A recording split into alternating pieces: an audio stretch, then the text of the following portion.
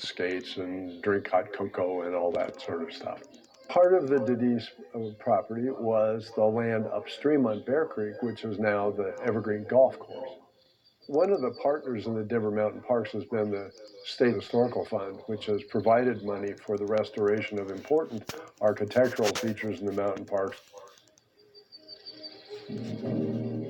The Denver Mountain Parks were so popular in the teens that it became clear they were going to need to expand the system. Part of that included the building of a road up Squaw Pass and up to what is now called Echo Lake. The parks were designed with the recognition of automobiles as ways in which people encounter nature.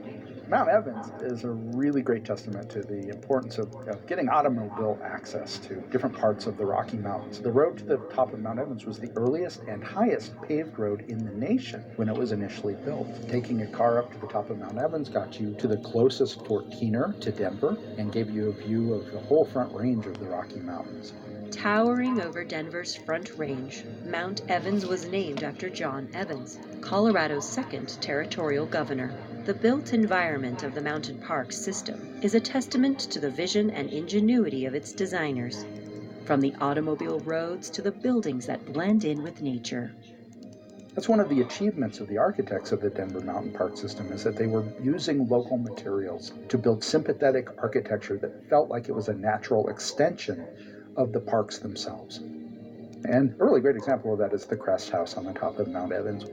This stone building that was used as an observatory, a place for tourists to stop. You could eat, there was a gift shop there. And the building itself was made out of stone, and it looked like it was built straight out of the peak of the mountain. The Crest House was constructed in 1940 and 41. The architect was Edwin Francis from Denver, and the builder was Justice Rowling from Kittredge. It was his crown jewel. He called it his castle in the sky. The Crest House was the highest business structure in the United States, 14,260 feet to be exact. Using granite quarried on site, the futuristic design was intended to evoke the heavenly realms. It was built with the idea of the moon and the stars, so the windows for the coffee shop and the upstairs observatory part of the building represented the stars, and then the lights in the gift shop were globes, big globes, and they were the moons. It looks like it belonged there. In 1956, my grandmother, Helen Stewart, bought the Crest House, and we ran it as a souvenir shop and coffee shop. Barbara Day's family has managed concessions at several Denver mountain parks for generations, including the Crest House. With its spectacular views and famous fried donuts, this was a popular tourist destination until tragedy struck in 1979. 1979, Labor Day weekend, when the propane fire destroyed the Crest House. So my brother was the manager up there, and he got everybody out safely, and lucky for us, no one got hurt. Only the stone ruins of this architectural treasure remain today.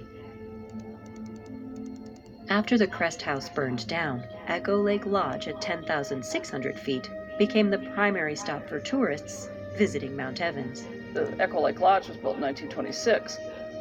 The lodge was built as a place to house tourists and to enjoy that lake, which is a glacially formed lake. And it's very scenic and wonderful. There are some stone shelters there at the lake.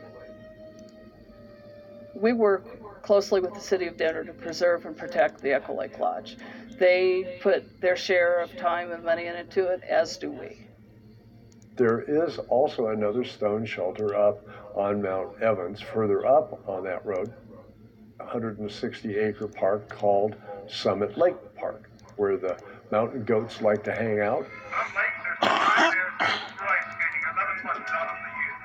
12,740 feet elevation. Winter Park was the last of the Denver mountain parks to be added to the system. It also has a rich legacy of being one of the oldest continuously running ski resorts in Colorado and the fourth largest ski area in the state. Because of our proximity to the Front Range, we've always kind of been Denver's ski area, and that history of being owned by the city of Denver, generations have grown up skiing Winter Park. The ski industry that we know it today was really started by George Cranmer in the late 30s. Cranmer was visionary enough to actually realize that what Denver really needed was a ski area. And in 1939, he began the process of purchasing what became Winter Park. It was the last piece of the Denver Mountain Park puzzle. George Cranmer was a really interesting guy. He was from Colorado, but he was educated in Princeton, and then came back and had an investment brokerage firm in Denver and retired as a very, very wealthy man in his early 50s, working with a group of wealthy businessmen who were passionate about skiing in Denver, a group called the Arlberg Club. Cranmer was able to somehow procure $14,700 from this private club so he can build this park.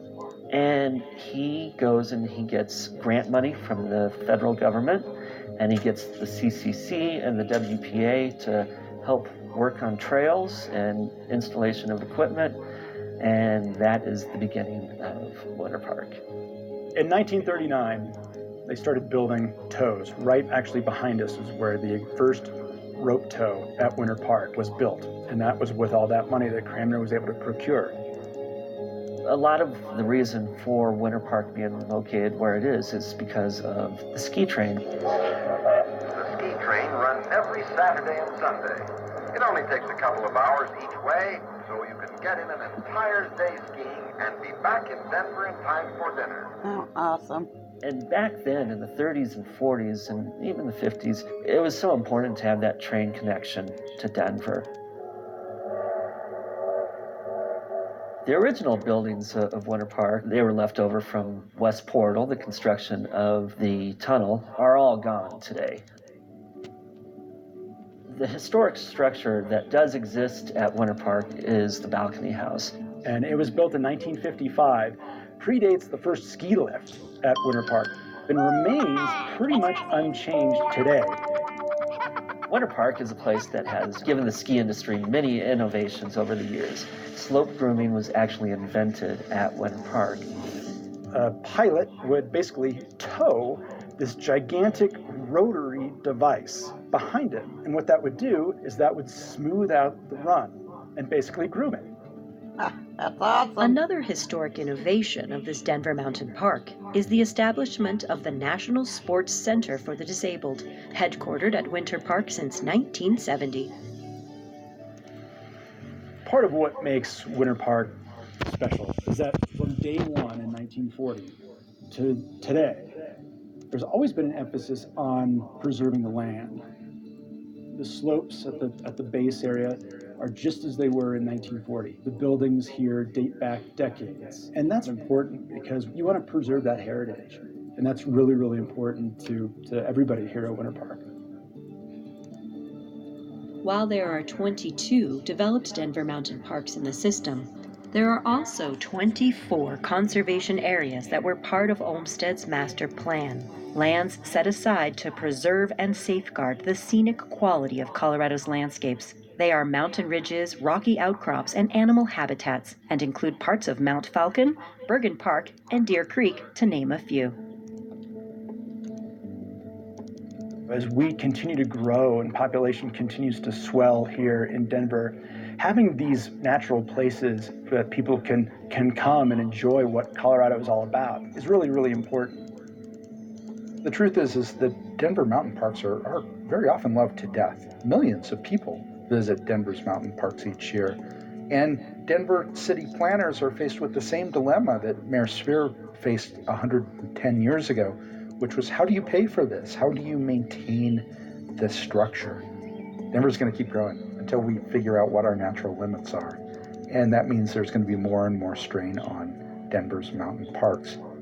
And that makes preserving them all the more important. Oh, there's this is really downtown, the snapshot capital. of what life was like in Colorado in the 1920s or the 1880s in some cases. And that's the paradox of preservation in a mountain landscape is, how do you preserve the very thing that people flock to see? In the 1950s, the mountain parks were funded from the general fund in direct competition with the urban park system. And so when funding declined for the mountain park system in the 1950s, some of it was ultimately restored by a private organization called the Denver Mountain Parks Foundation. With a history of funding challenges and Denver's population on the rise, the need to maintain and preserve the Denver Mountain Parks is more critical than ever. The Denver Mountain Park's future for the city is one of restoration, but also of programming, not only of recreation, but of education. Part of the great driving force for the people who support the Denver Mountain Parks is that they are places to learn. They are places to see a world beyond yourself.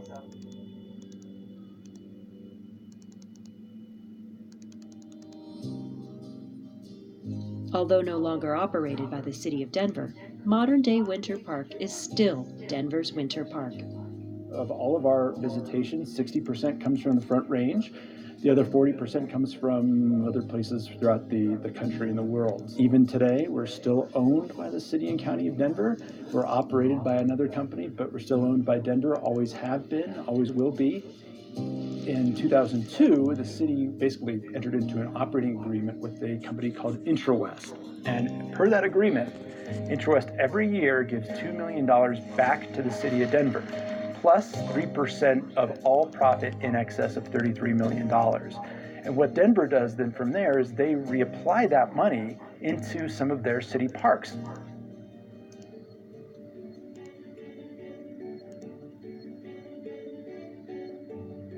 The Denver Mountain Park System is this really great sort of cross-section of cultural landscapes because human activity has taken place in the Denver Mountain Parks for thousands of years. They are protected by the city Red charter Rocks. and cannot be sold in part or in total without a vote of the people.